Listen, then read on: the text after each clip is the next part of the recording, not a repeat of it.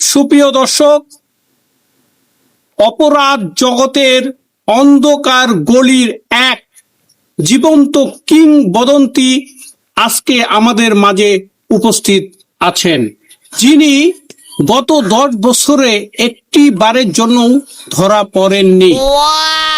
আজ আমরা তার চুরির পেছনের টেকনিক এবং দর্শন নিয়ে কথা বলবো। জি, আমার সাথে আছেন বিশ্ববিখ্যাত খ্যাতি সম্পন্ন চোর জনাব মজনু মিয়া।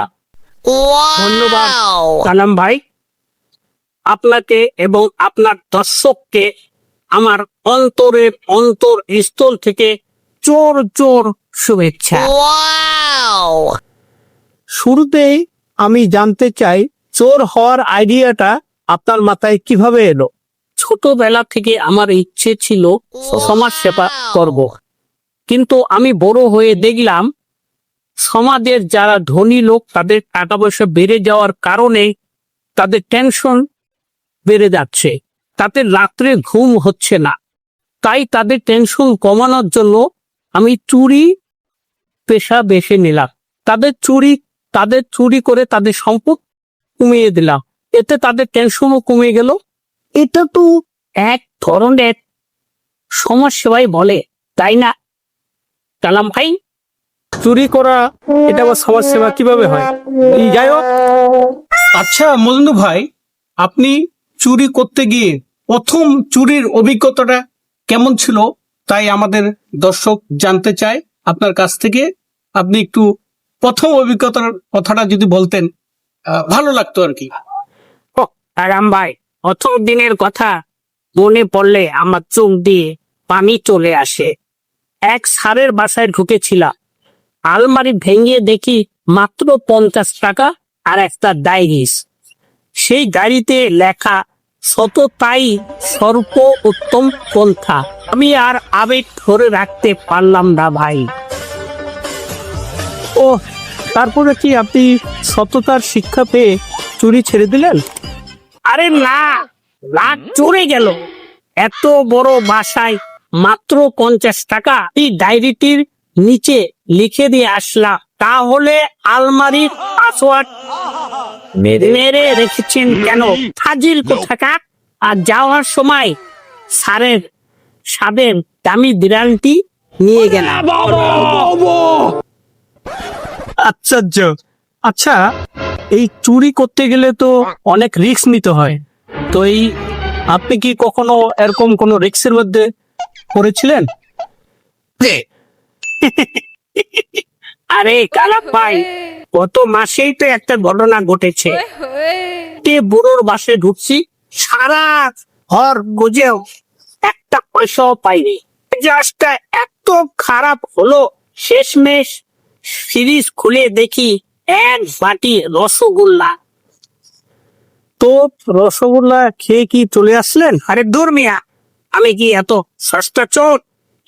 রসগোল্লা পাটিটার মধ্যে যা ছিল সবগুলোই খেয়ে ফেললাম।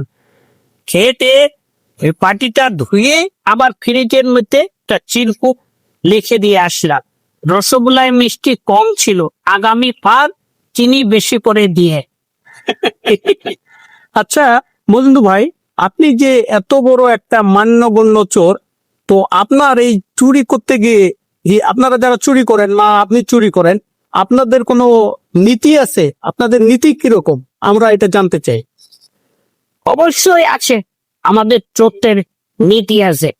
আমরা সততার সাথে কাজ করি। যেমন আমরা কখনো গরিবদের ঘরে চুরি করি না, কারণ গরিবদের ঘরে চুরি করতে ঢুকলে তাদেরকে পটোটো বা চিপস কেনার টাকা দিয়ে আসতে হয়। আর দ্বিতীয় নীতি হলো, যেই বাসায় ভালো বিরিয়ানি রান্না হয় সেই বাসায় আমরা বছরে অন্তত 3 বার যাই। কেন, বিরিয়ানি চুরি করতে? আরে না রে ভাই, চুরি করতে গিয়ে যদি আমরা বাসায় ফ্রিজে বিরিয়ানি পাই, তাহলে আমরা চুরি করার আগে পেট ভরে বিরিয়ানি খেয়ে নেই, তাহলে আরাম করে চুরি করা যায় আর সততার সাথেও কাজ করা যায়।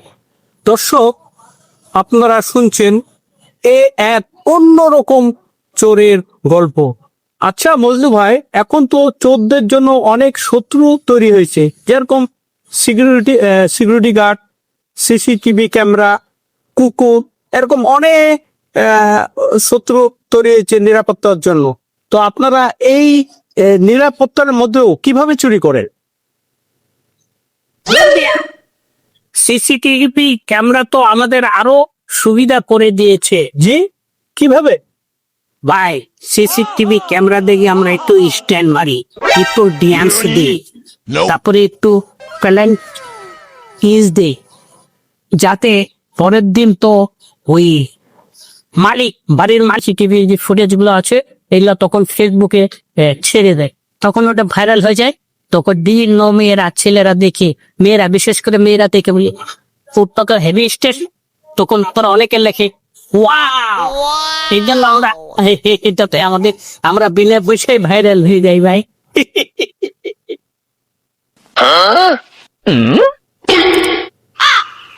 আপনার আত্মবিশ্বাস দেখে আমি খুব হতবাক। আচ্ছা মজনু ভাই, আপনার ভবিষ্যৎ পরিকল্পনা কি? ভাই, আমার ভবিষ্যৎ পরিকল্পনা হচ্ছে আমি একটি যুব সমাজদেরকে নিয়ে চোর ট্রেনিং সেন্টার খুলতে চাই। এই ডিজিটাল যুগে কিভাবে আইফোন চুরি করতে হয়, তারপরে এই সিসিটিভি, তারপরে নাইট গার্ড, এই অবস্থায় কিভাবে চুরি করতে হয়, এই বিষয়ে আমি ট্রেনিং সেন্টার খুলতে চাই ভাই। এটা আমার মনের খুব ইচ্ছা ভাই। সুপ্রিয় দর্শক, এতক্ষণ আপনারা শুনলেন আমাদের মজনু চোরের সাক্ষাৎকার। তিনি কুখ্যাত চোর, সবাই তাকে চিনে রাখেন, তাকে দেখলেই বুঝে নেবেন তা আপনাদের কি করতে হবে। তো আজকের মতো এখানে আমাদের অনুষ্ঠান শেষ করছি। শেষ পর্যন্ত আমাদের সাথে থাকার জন্য আপনাদেরকে অনেক ধন্যবাদ। কালাম ভাই, ইন্টারভিউ তো শেষ, এবার আমার পারিশ্রমিকটা দেন। পারিশ্রমিক? সে পারিশ্রমিক ভাই, এত সময় যে আমার নষ্ট করলেন, এখানে আমি 2-3 জায়গায় চুরি করতে পারতাম ভাই, এই সময়টা নষ্ট করছেন, সেই পারিশ্রমিকটা আপনি আমার দেবেন না? আচ্ছা, না দিলে সমস্যা নাই। কালাম ভাই, এটা চিনেন? দেখুন। আরে মজনু ভাই, এটা তো আমার ফোনটা দেন ভাই আপনি। আমার পারিশ্রমিক দিতে হবে না, আমি পারিশ্রমিক পেয়ে গেছি কালাম ভাই। এই কথা বলতে বলতে আমার পকেট থেকে আপনি আমার আইফোনটা বের করে নিয়েছেন।